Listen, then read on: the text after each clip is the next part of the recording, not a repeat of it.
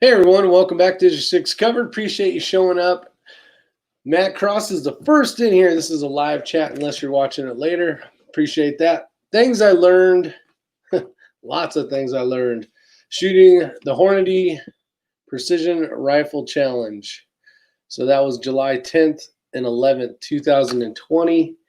And I learned a ton. I went there to learn a ton. I went there to see what it was all about. Never shot a PRS match ever, and I thought it would be a good time. Got to hang out with X-Ring, and he shot decent. I shot horrible, but I learned a ton. So if you guys are on the maybe the edge of thinking about shooting your first PRS match or a National Rifle League match of some sort, basically I think most of this is going to be the same. So I had a chance to fly. We basically flew to shot in Utah and had a lot of fun. It was what's up, Casey? And we got echo is what I'm hearing. We got echoes. Let's see here. Oh, okay, I got you. Okay, so a lot of stuff I learned, and I want to share it with you guys in case you guys are interested. Now, I do have all the scores, and I have a lot of notes that I wrote down here, depending on what stage it was. And yes, copy that, Casey. What's up, Joaquin? What's up, Brian? And I want to share with you guys before it gets too far away and I forgot some of the stuff. So I did take notes while I was out shooting the match, and then I also had quite a bit of notes I got here, so I want to be able to do it. So I'll just kind of go down in no particular order, but basically, if you're going to go to a large event, if you're not driving, you got to figure out what airfare is and all that stuff. Now, airlines, and I fly a lot, guys. You know or may know that I fly back and forth to California to North Carolina to work, and then I fly my ass back home. What's up, Bill, Angel, and Gagabytes, Lakeview Outdoors? So I am very familiar with how I would think basically a company should treat their passengers, right? Well, as soon as we arrived, and I'm going to go ahead and blast them, American Airlines, they've always sucked. I've never liked them. And I will tell you this much, depending on what your rifle, if you're going to bring your rifle in like a 1750 box, which a lot of us out there have, that box is actually too big. So on American Airlines, you're looking at $200 each way to get that rifle just to the match. So if you're going to fly, know that that's an item depending on what airline you're going to be using. So that is a huge thing. If you're going to carry on stuff because you got your gun's got to be under 50 pounds and your bag's got to be under 50 pounds and all this stuff, and you're trying to figure out what gear goes in what, and then you have a carry-on. I actually had different types of game changer bags in my carry-on, and those are a red flag instantly when they go through the scanner. Your bag is going in another one, and they're going all through that stuff. So just so you know, what's up, Patriot? Chris Smith, Kreideman. So actually, X-Ring and Hook, he set me up on that one. So I'm all, yeah, I got plenty of room. Throw those in my bag, no problem. And before you knew it, I had all my shit out, and I have you could see little Elmo's head sticking out of my bag as well. I did bring him, but he didn't even make it out really. I didn't do anything, no videos or anything with him. So that's what it was. He did make the adventure, but he didn't really get to do anything. I am glad to be back home, and unfortunately I fly out in 2 days to go back to work. So that's what it is. But I had an enjoyable time, learned a ton, and I'm going to go over this stuff. Hopefully you guys, if you're into this kind of stuff, will get something out of it. So I definitely want to make it that. I'm going to try not to keep looking at all you cool guys in there like Brian and Lead Mining and the Crazy Scotsman, because I'm going to get sidetracked and not get to everything, and then this will be an hour-long video. So airfare, sandbags, you can, depending on the airline, carry up to 11 pounds of ammo in your checked baggage. So make sure when you get there, you re-zero on the day before the match. We were allowed to re-zero our rifles, or at least check zero. And for the most part, mine was pretty spot on. Gadgets. So gadgets, there's a ton of stuff that you can buy between bag A and bag Z. There's a bazillion in the middle with different plates and different ways to attach it and all this stuff. And I had put on the Arca Swiss rail. If you guys aren't or didn't know, on the bottom of my Tika, just to give it a flatter base so that when I'm working some type of bag, it would be a little more stable. At the end of the day, none of this shit mattered because I didn't hit many targets at all. But let's get going. So kind of checked off Airfare. I prefer Southwest. They give you 2 free bags. You're allowed to bring on like surfboards and that kind of stuff, and they don't charge you for them. So that's kind of cool if you're going to be carrying large rifle bags. The tickets were a hair more, but by the time American Airlines basically nickel and dimes you for every little thing, you could have just bought Southwest tickets and it would have been cheaper in the end. So that was the case with that trip. So gadgets I was talking about, most are not needed. Most are not needed. You know, when it comes to all the crazy different bags and trying to camo hats yet. When I head back to California, I haven't got an email yet. See, I'm sidetracking, but I believe they might be done. I'm not 100% sure on that. I haven't seen an email. But the things that you will need is there was probably, I would say at least 60%-ish was actually bipod work in prone position. So a lot of prone shooting, and you definitely need a front bag. Now, I did borrow one. Plan was to actually borrow Ray's, but we never got into the same squad. So his Area 419 bag actually sucked ass. He had a lot of issues with that. So if you guys are looking into bags that basically are on a game changer where it kind of is locked in, you can put it right on your Arca Swiss rail. You may want to think about that, because when you put the bag down on your rifle, and there was so much slop in it, you could actually, it would roll over. So I don't know if that's a great idea. I did use a Blam wedge, it was called.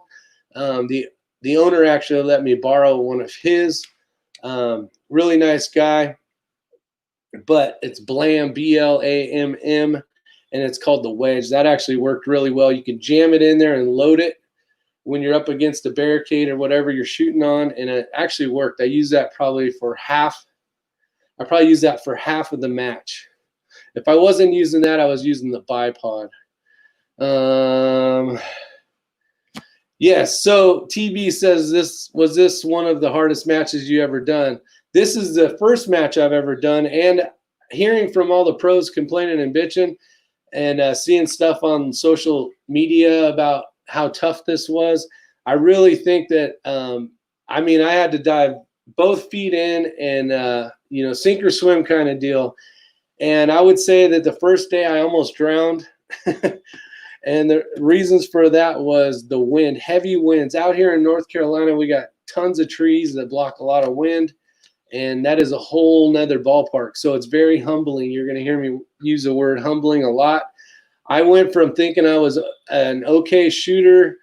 Now, remember, I only shot out to 700 yards with the Tika, and we actually, during this match, I think it was stage, I was first up, and it was 1375 was the farthest target. So, and the shortest target on just stage 8 was 990 yards. So that was the shortest. That was the shortest target. So that was a huge eye opener. But with that said, an invaluable tool, a must have of some sort. It doesn't have to be a Kestrel, but you need some way to figure out what your data is. If you're going to be shooting in especially a different location halfway across the United States, things are a lot different. We were at like 9,600 to 10,000 elevation compared to out here. It was like we're at 1,300 to 22, depending on where you're at. So huge difference there. I won't get into all the craziness because I don't know much of it, but ballistic wise, it is a lot different when you look at the dope between, say, a 700-yard shot here and a 700-yard shot there. There is quite a bit of difference in your data. So you really need something, and not just have it. You really got to know how to use a Kestrel. I was under the clock the entire time because, what's up, Willie? Because when you go from, say, right after you shoot, you need to haul ass to the next stage and capture data again. Make the Kestrel environmentals go to live, spin it up, and see what the difference is. And wind, trying to figure out wind and your holds and all that kind of information. You got to be really, really be practiced up on that, or it'll make life 10 times easier. I started getting it the second day, like really figuring out the dope. And, you know, I had a system the second day. The first day was a complete cluster. We had heavy winds. I wasn't hitting crap. I had a few things. I had mag issues, but I'll kind of get into that. And then I'll get into, is it important? And we kind of, X-Ring and I kind of go banter back and forth on this one. Did you get on the moving steel, Rick? I actually hit the moving steel on the first shot, and then from there, I don't know what happened. But some of the things is this thing. Now, you may say, what the hell is this thing? An item that is needed, a must-have item that I didn't bring. This is basically a big sock for your rifle, and it keeps all the dust out. And you'll hear me say moon dust. In Utah, there's hardly any trees. There's some bushes, a little bit of bushes, some kind of like scrub, like some sagey kind of stuff. What's up, Thomas? How you doing, Jeff Clark? Yeah, the moon dust. The moon dust was horrific. My bolt was dry, which was a good idea. I ran dry mags. I didn't have anything in them. And by probably the second stage of the day, they already turned to shit. Big reason is I did not have one of these. I do now. I won it at the prize table. I got one other thing too, but for bullets, this thing would have been a huge. I needed this to keep cover the. Okay, so you got to have a chamber flag, and when you have a chamber flag, your bolt's open. Dust is just saying, "Come on in here and screw up my action all you want the entire day." What's up, Vanessa? And having some, if you run like an oiled bolt, you better have some type of cover, because by the time you get to shoot it, it's going to be just gunked up with crap all over it. So I would suggest not running any oil of any sort, a little bit of grease in the back for the firing pin on the bolt. But other than that, I would not run any oil, at least on a stage where they're all the moon dust. That is a bad idea. I mean, bad idea. So keep your action clean and dry. Skills. I think if you go there with less gear, meaning like it's not about all the fancy gizmo gadgety crap, it's about skills. So the more you've practiced and you're ready to shoot a match, the better off you are than having all the gear and that kind of stuff. It's really not as beneficial as you may think. You know, having every little fancy bag is what I'm getting at. Now you need a pen for sure, because you're writing data down on your data cards. You're going to need data cards of some sort, whether it's an electric HUD system or which I have and didn't use because I didn't have enough time to get all that crap in there. You are very like bam, bam, bam. I mean, you're sitting there as fast as you can right before the match, trying to get your environmentals and all that stuff so you can get your holds. And let's see. So spotting scope. A lot of people are using binoculars. I saw a lot of Vortex out there. I saw a lot of different manufacturers, but a lot of people were going with just basically binoculars over a spotting scope. A Kestrel is a must, or some type of way to whatever you got that is going to give you your data. The firearm cover I talked about, and you must have a bipod and at least one bag for the front, and even maybe a squeeze bag in the back. Those are basically must-have items to make it work. Now the people there, and I have a great story, and I need to make it a different video, but the people that we met, Nick from Straight Jacket Armory, completely awesome, him and his crew, and we had a good time with that, but I'll save that for a different video so that if you're really watching this, there's not too much crap in here to go for. So pluses and minuses of doing a big stage. So me and Ray were kind of bantering back and forth on what's the best way to do this. Just jump 2 feet into the bottomless pit of death, or to walk your toes in and kind of get your nerve up and get a little bit of thing. Now, after doing this and basically jumping in and hoping to survive, well, I made it, but I survived like crap when it came to the scores. But I learned a bunch. And that's valuable information. So depending on maybe how you would like to partake, maybe go to a big match and get your ass handed to you and learn a bunch like I did, or start off small and just do a local match, a one-day kind of deal, and learn a little bit, and then go to another little match and learn something, and another match, learn something. So that's basically up to you. Do I wish I would have done it the other way? Sometimes I do. I do wish I would have started off small and worked my way up. But at the end of the day, I was extremely excited to go ahead and shoot this match.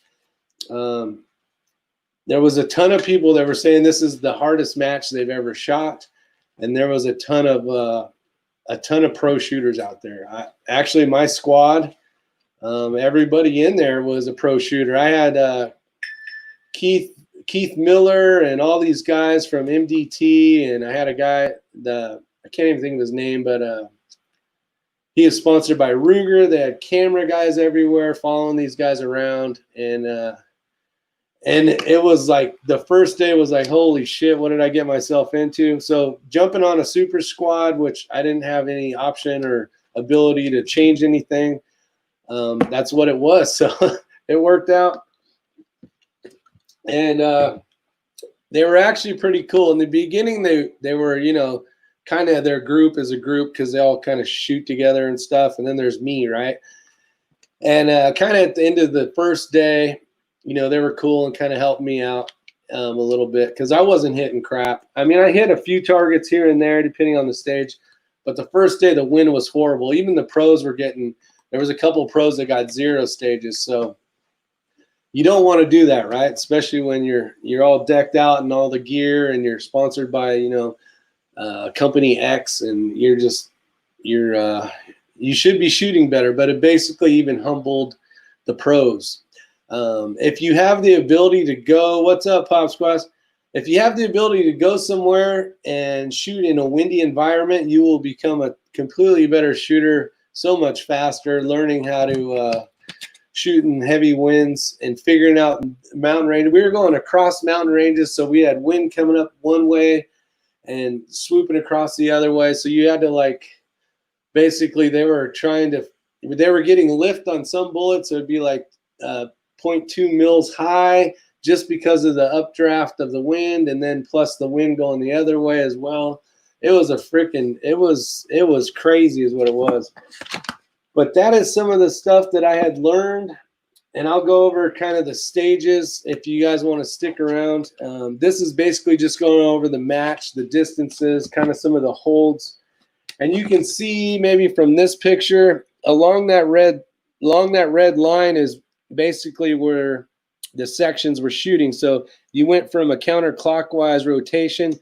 Depending on what squad you were on, you kind of just basically would follow this arrow and then end up around the other side. And obviously I can't do this like that, but it was basically counterclockwise.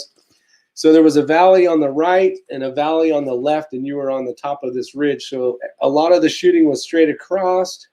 Some of it was down, some of it was up. It depended on where you were at on that location. But if you're in squad 7, that would mean you would start at stage 7. So this is the first one we did. And it was an easy one, probably the easiest of the day for sure, but it was a 12-inch steel at 400 yards. And you had to shoot it 6 times with unlimited rounds. So I had a mag of 10, I shot at it 9 times, and I only hit it 4. But this was the day, it was windy as heck. So I'll tell you when the winds finally slowed down a little bit. So stage 7, I hit 4 of 6, which I was thinking, oh man, this is great. You know, I'm learning and having fun and I'm hitting targets. And then the next stage, we shot out to 1,375 yards. Now before, if you guys aren't familiar with my channel, where we normally shoot in, Old Fort, North Carolina, there is a 700-yard range that we shoot at. It is a complete tunnel of massive trees on the left, massive trees on the right, and it's a great shooting range.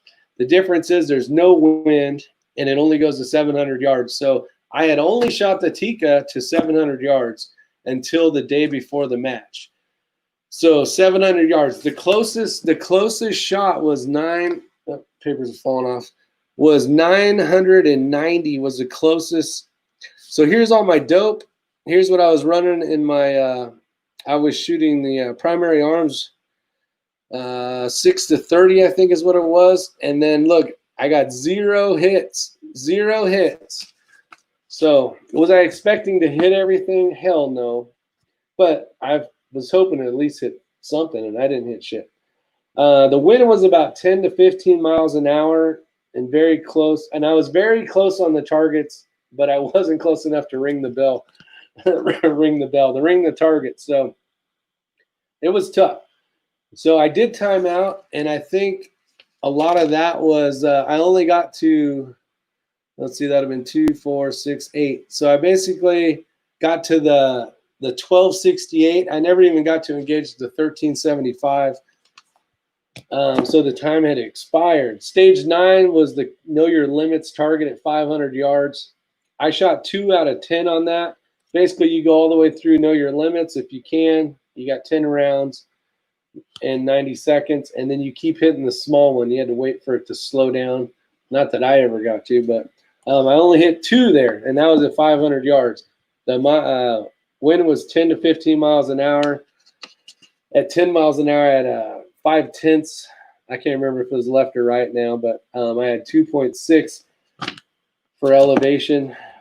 Stage 10 was 420 and 555. So you had you had these different rock positions. You shot 2 and then one position, but I got 0 on that one out of 8. So I tried holding over on that. I was thinking I was going to kill that one pretty good. It was only 420 and 555, so you basically shot and then you moved to the 5 and you kept going back. And I didn't do well. I need to speak to someone about getting PRS rig. Yeah, it's a fun time, Bill. Stage 11 was the closest one was 659 yards, 720, 818, 1005, and 1098. And I got a 0 on that one as well. If you were lucky and you shot your second day on the top of the loop of the mountain canyon area, then you definitely had a better day. If it was like we did on your first day, it was we didn't get screwed because that's what the weather is. What's up, Keith? But that's just how it worked out, and I would have much rather have shot that my second day, the stuff that we did on the first day. So I got another 0. And then I got another 0 on stage 12, 2.8 at 540 yards. This was a 6-inch and an 8-inch double hanger. Now, they were complaining, not complaining so much, but a little bummed because Armageddon Gear actually has within it another challenge. So the targets were a little bit smaller than normal. And I did hear people talking about that. But you can see right there, I write a bad word. Mag issues again. So at this point, I'm pissed.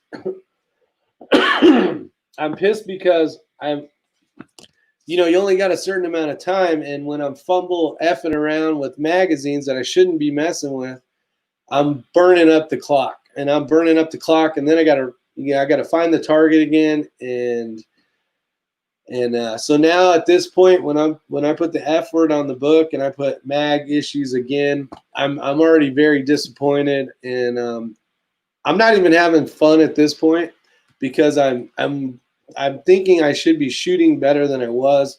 This one was only 540 yards, and I'm used to shooting 540 yards, but not in the wind. But I got a 0 again in the mag thing, so now I'm to the point where I'm a little pissed off. I'm not showing it. I'm just tired. I'm exhausted, and I think it's mentally draining is what the thing was, trying to get my data and all that kind of stuff to work out. But it was an eye-opening experience, and I was humbled, and I wish I would have done a lot better, but I didn't.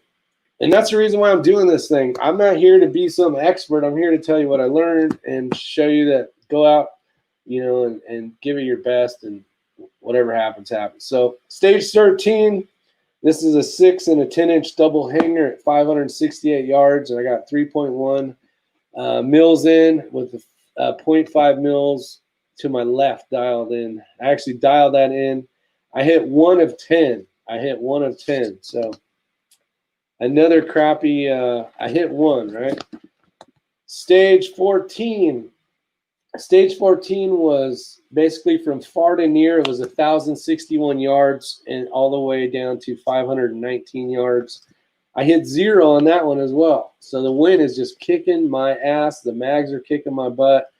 I'm basically not even getting a chance to engage the other targets because my mag is feeding. All 3 of them were feeding horribly. Stage 15. This was, and the matches that they had set up were amazing. The people that set up the stages, amazing job. It was really cool. I mean, obviously, I wish I would have hit more targets, but it is what it is. On this one, stage 15, I hit 3 or 2. I can't remember, but it was 325 to 585. So I had almost 0.7 mils right, or 0.7 tenths of a mil right, and 0.5 in the reticle, and I didn't do very well. Stage 16 was 434 yards to 711 yards. I put targets were small and hard to find.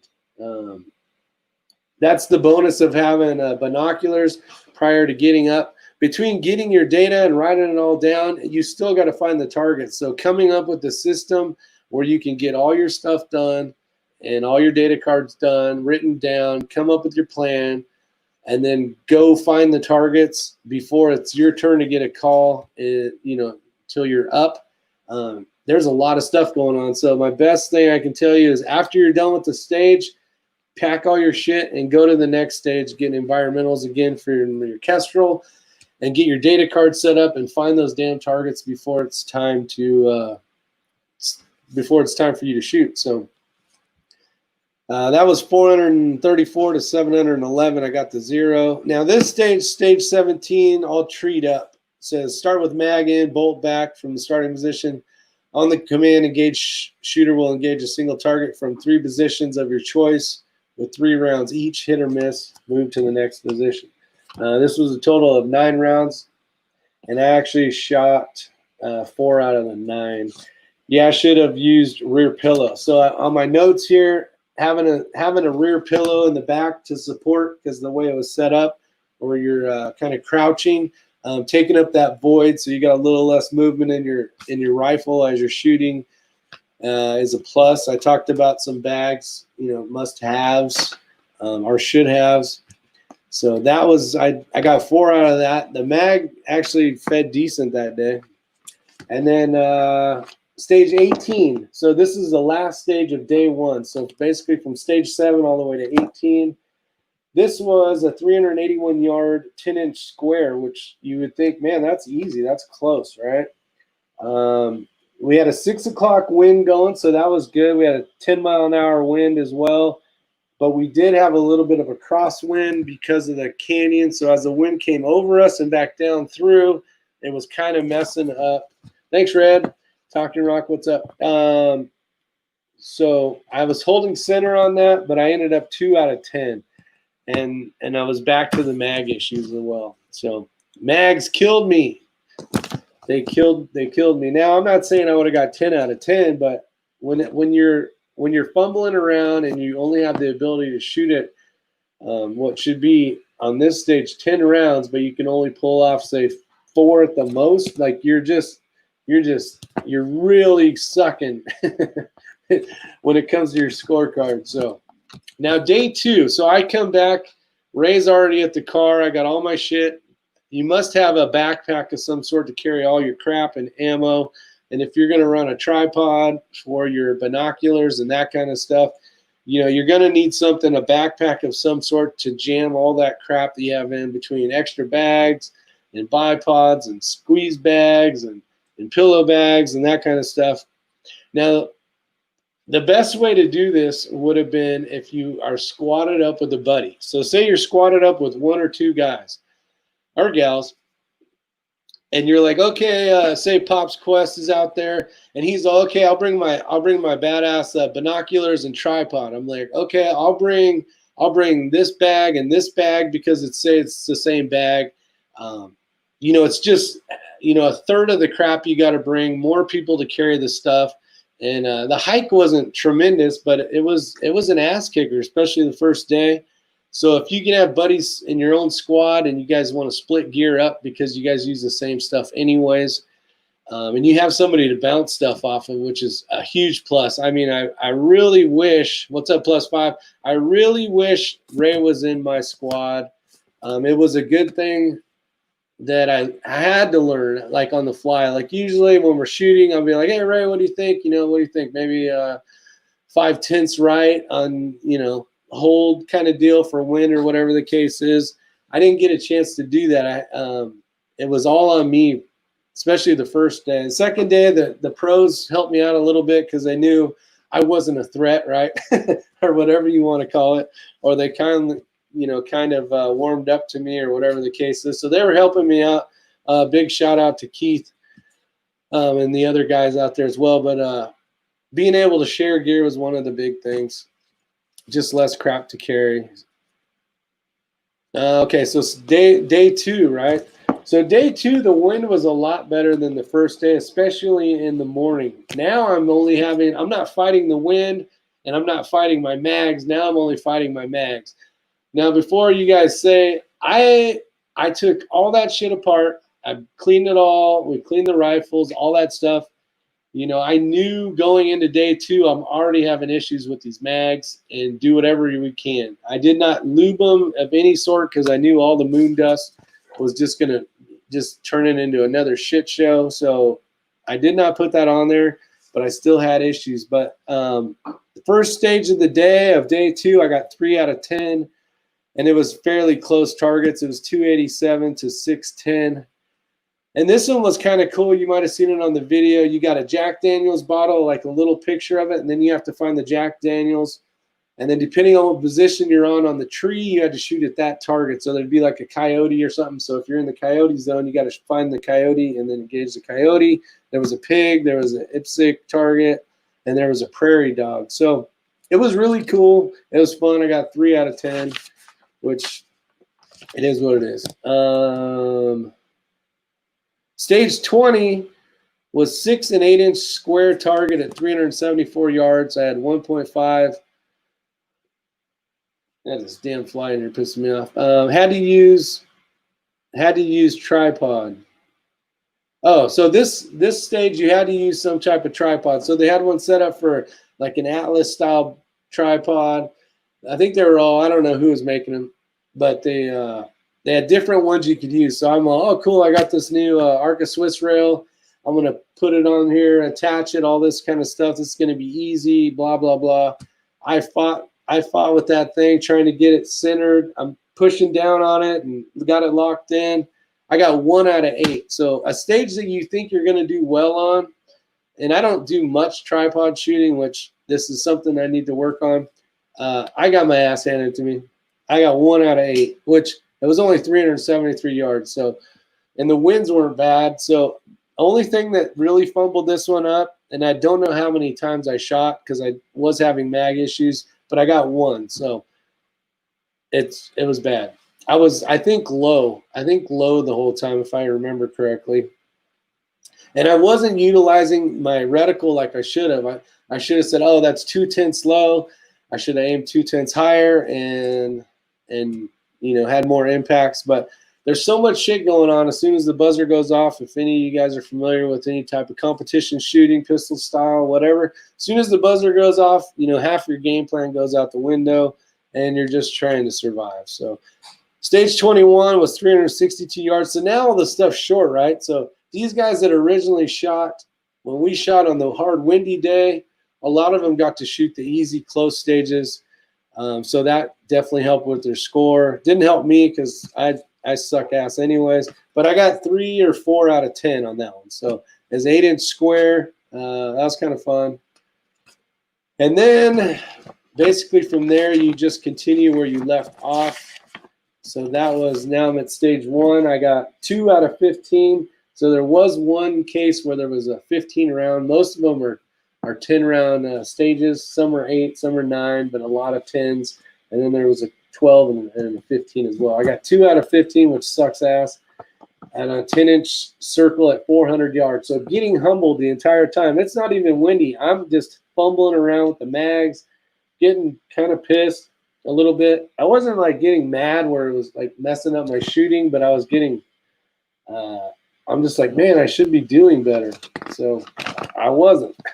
Stage 2, this one was out to 768 yards. There was 1, 2, 3, 4, 5, 6.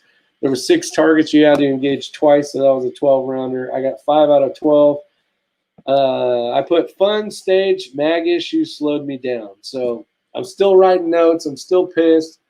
Not pissed like meaning I'm like angry pissed. I'm just disappointed basically that my mags are not, and I'm not hitting as many targets. Stage 3, that was out to 845 yards. Let's see, tried barricade pinch. Oh, this was out of the Scooby-Doo mystery wagon or whatever the hell Scooby-Doo's thing is. There's a board that went across the double windows on the side, and you had to shoot like this. And I had a whole game plan, and one of the guys goes, man, you should try this out. And I fell for it. I went for it, and I wish I would have just stuck to what I was going to do. I put should have went with my plan. So you can see right there, should have went with my plan. Once you come up with a plan, don't change it, even if you think it's not going to work, or or you see something that somebody does better, because it ain't a good idea. So, what up, Snoop Dogg? What's up, Todd? I'm almost done here, and then I'll say hi to everybody. First time shooting a moving target. So this target that was moving was 360 yards, and it kind of would come at you to 365, and then kind of go back, but it was sideways. But there was a 5-yard difference.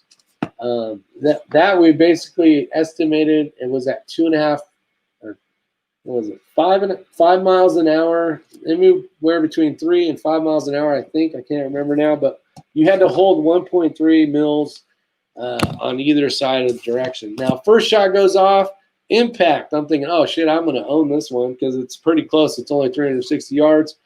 I rack the next round, a miss. Rack the next round, a miss.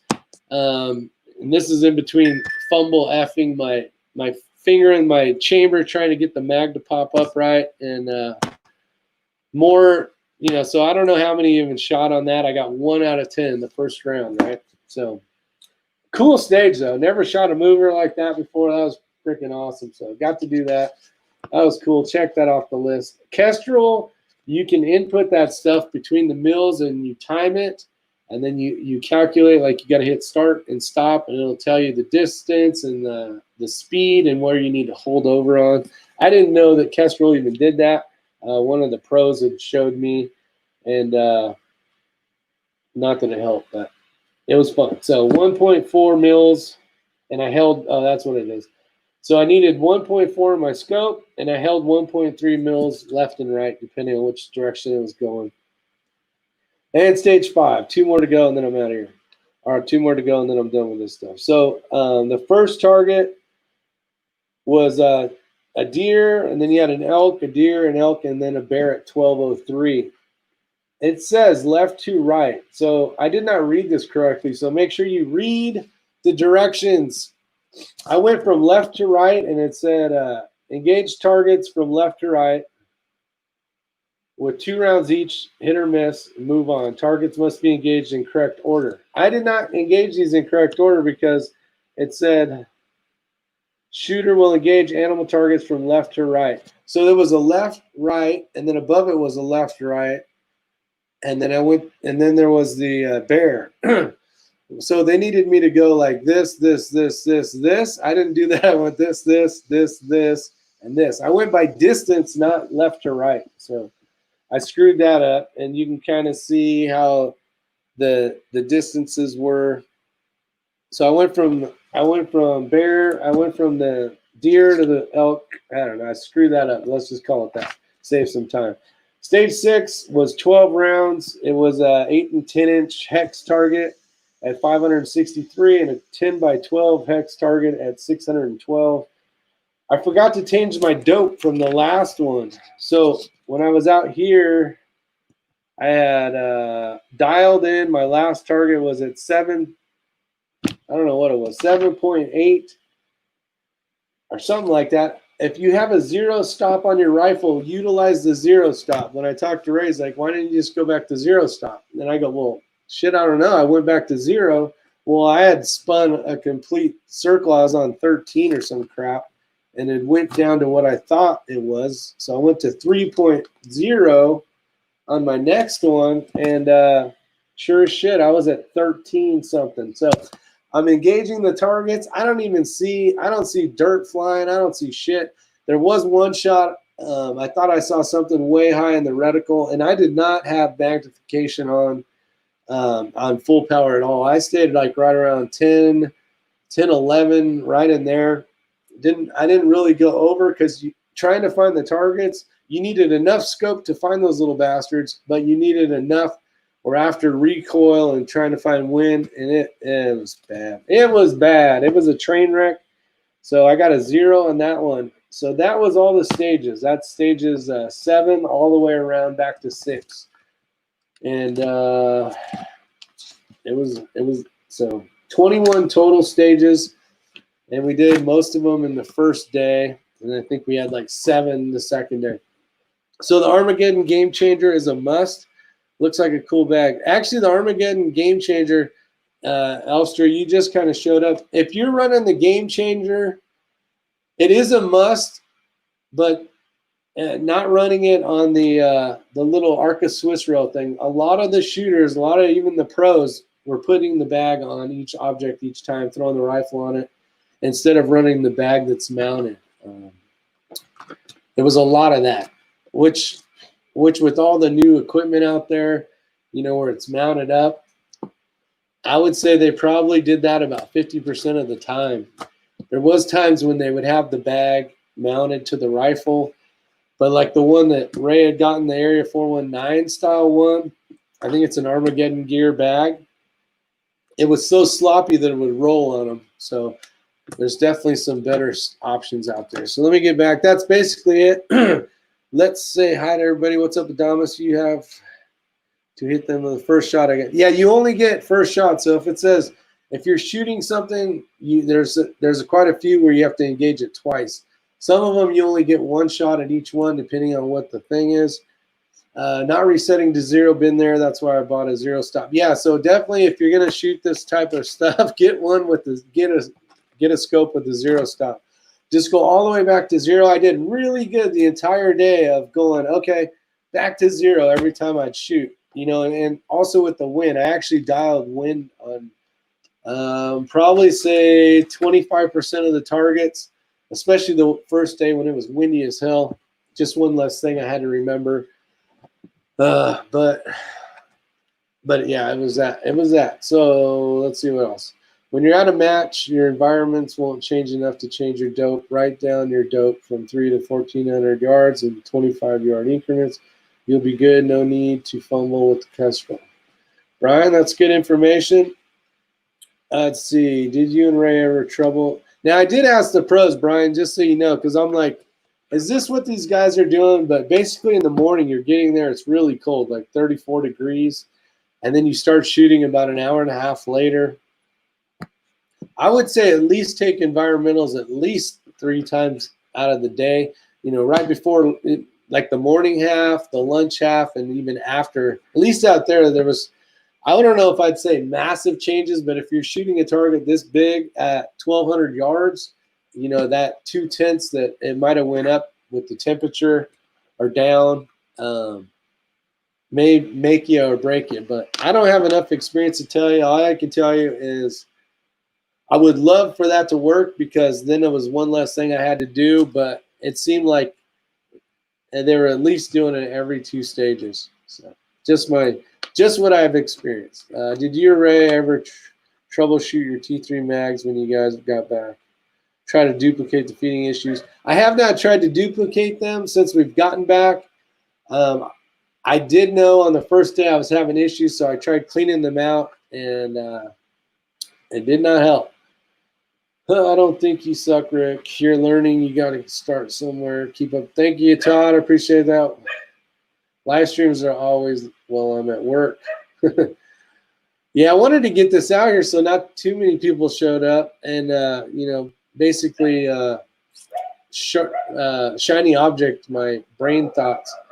So Willie Braggett, great learning experience. Now how to improve. Yeah, improving is is try to find somewhere where you can shoot with some wind, and just keep putting rounds down range in different funky ass positions.